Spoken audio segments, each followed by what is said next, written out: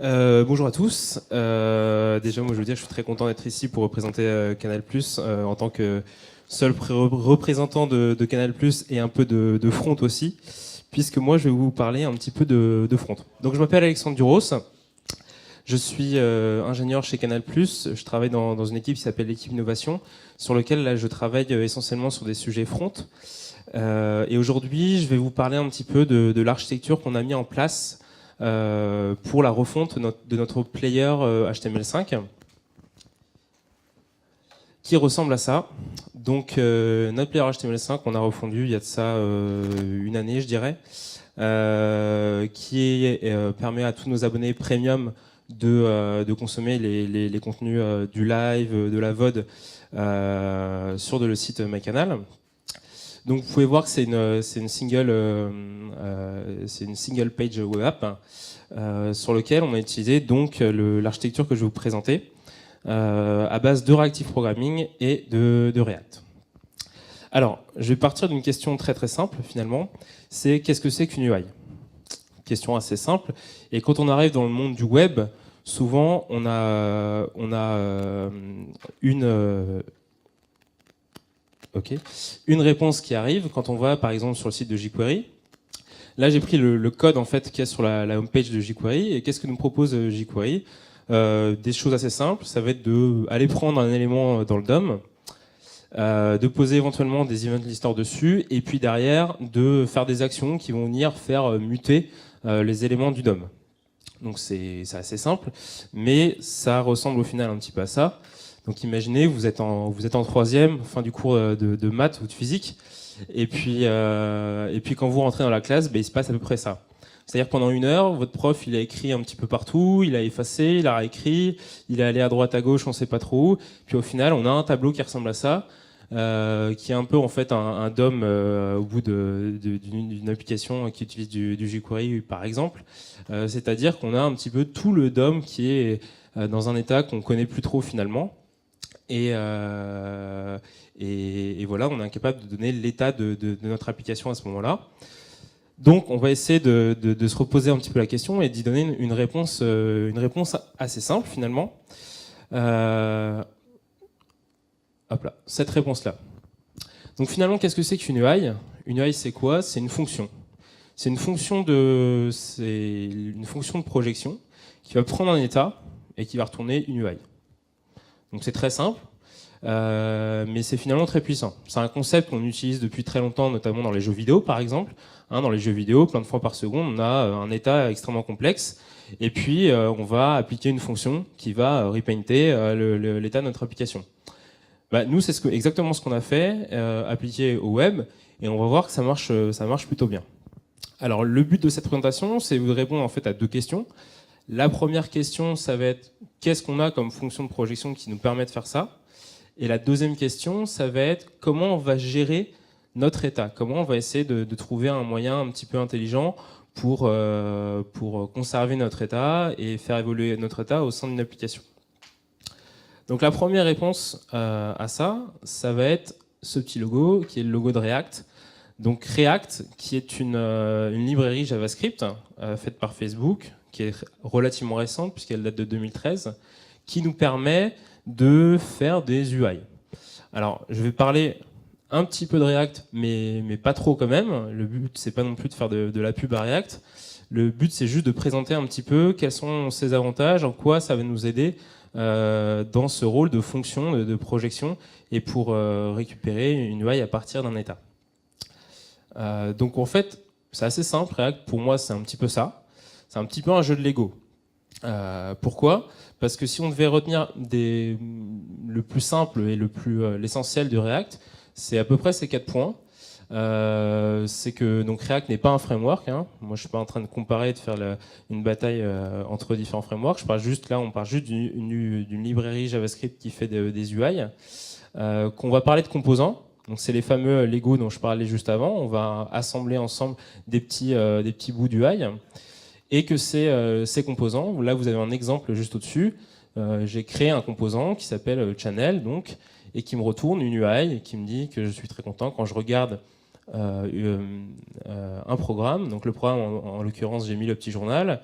Et donc ce composant, je le crée à partir de props qui sont immutables, ça c'est important, et d'un state. Donc là, j'ai pas mis de state dans mon composant.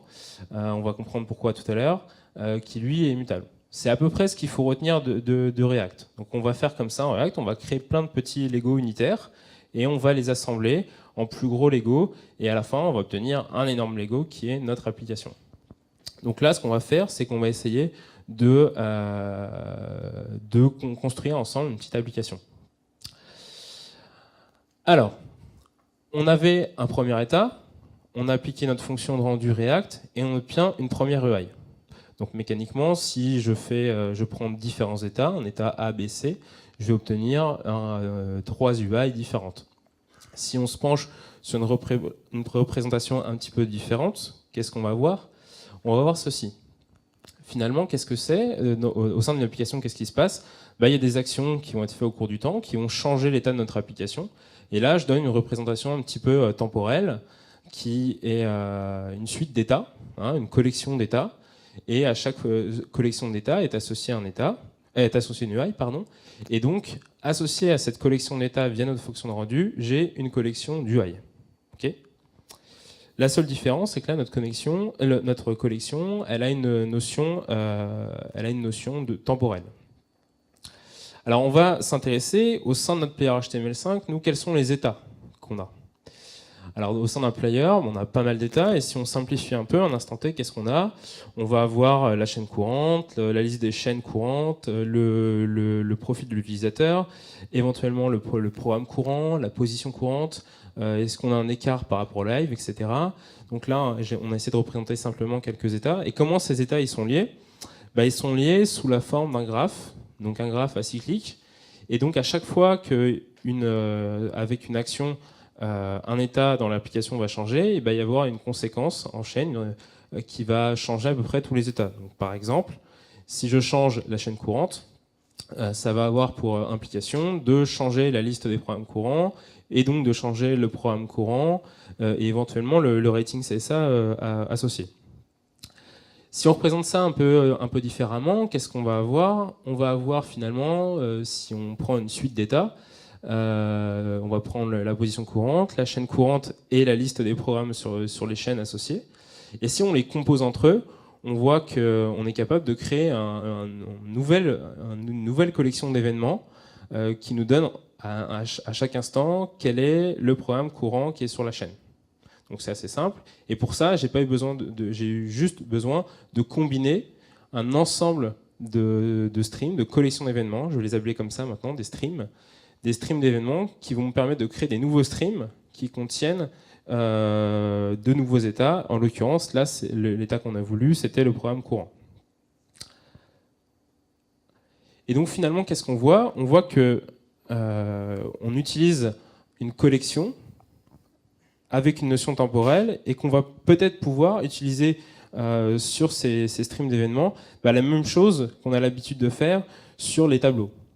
Donc par exemple, on a l'habitude d'utiliser des fonctions type map, type filter sur les tableaux, et on va pouvoir faire un petit peu près pareil sur ces streams d'événements qui sont ni plus ni moins des collections avec une notion temporelle. Donc là par exemple, je donne un exemple, on a un stream qui va nous émettre 1, puis 2, puis 3, et je vais pouvoir le mapper et retenir une nouvelle collection d'événements qui va être mappée sur 10 fois la valeur.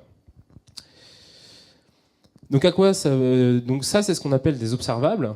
Donc pourquoi on les appelle des observables? Parce qu'on va pouvoir justement souscrire aux différentes valeurs qui ont été mises au sein du stream d'événements.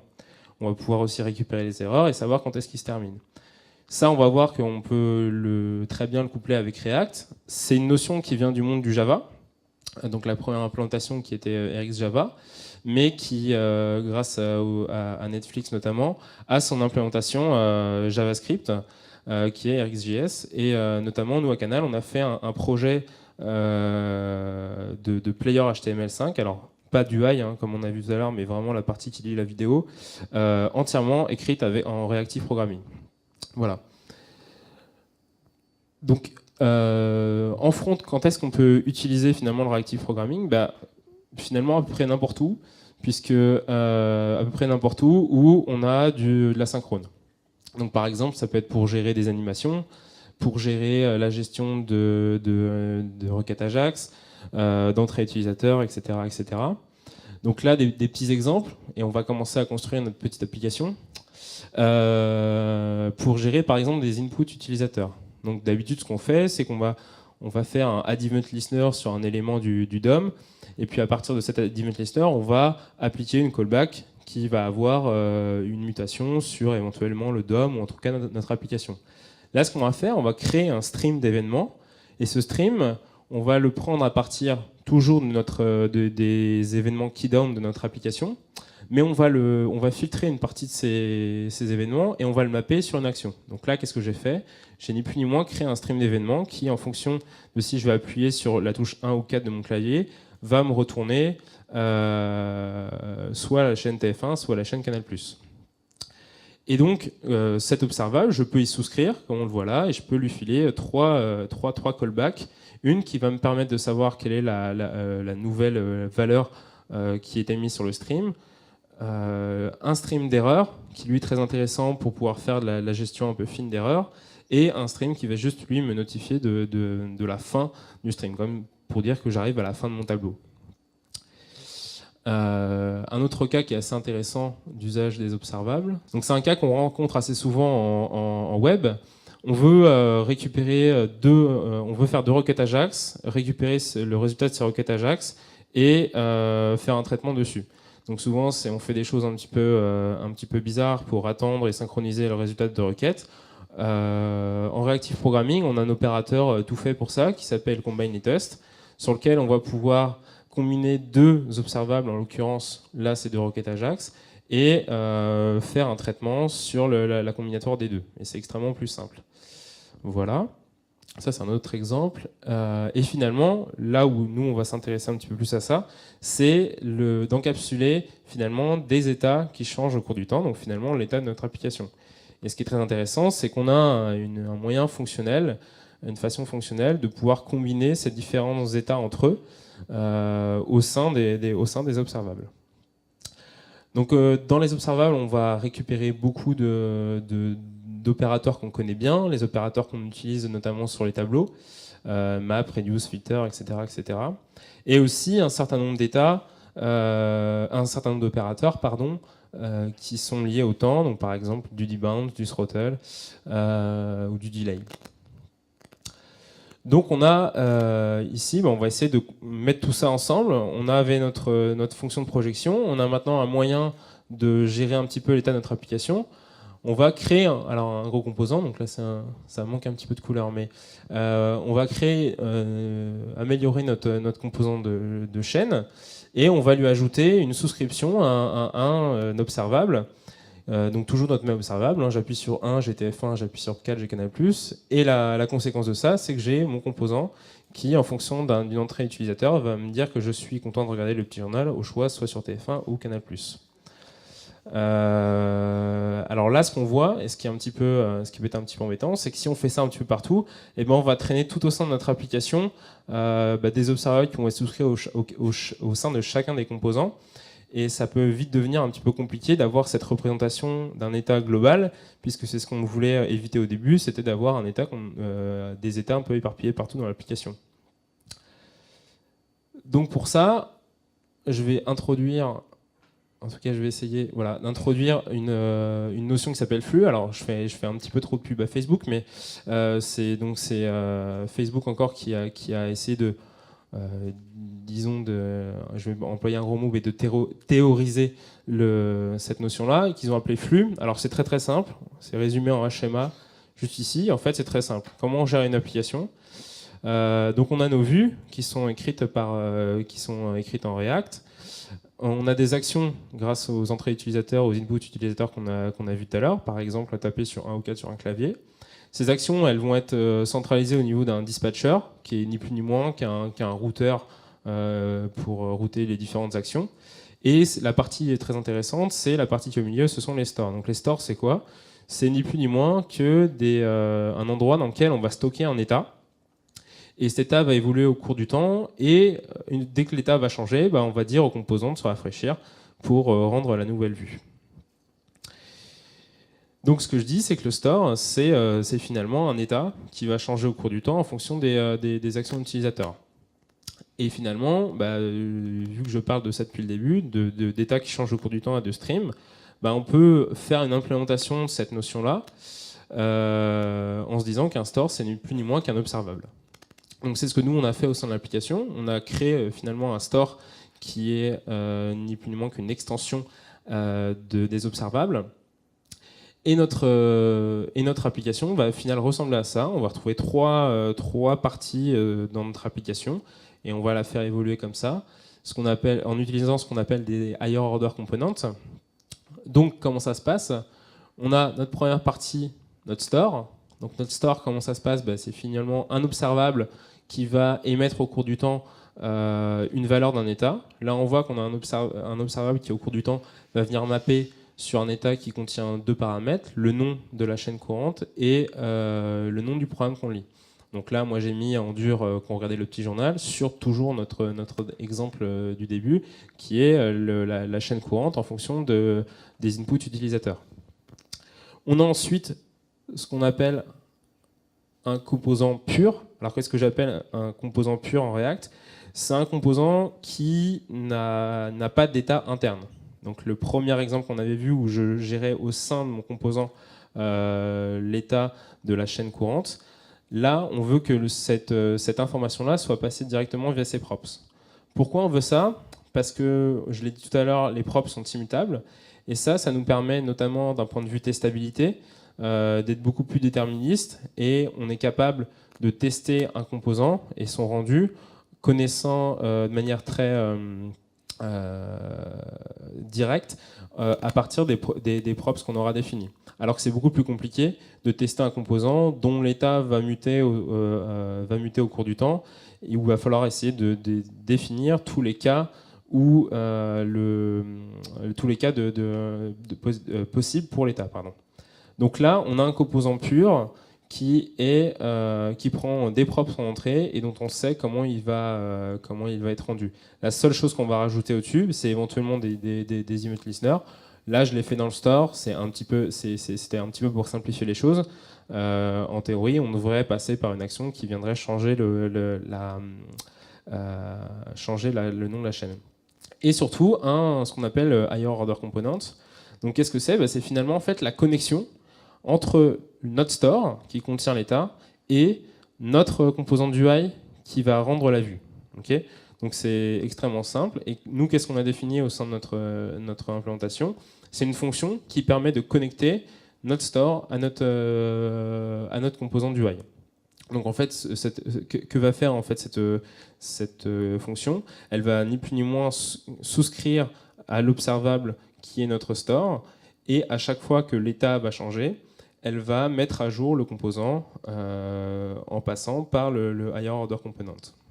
Et donc finalement, notre application, elle est constituée à chaque fois de ces trois parties bien définies, avec des stores, des composants purs, et puis des higher order components qui vont venir encapsuler les états et toute notre application. Voilà. Si vous avez des questions.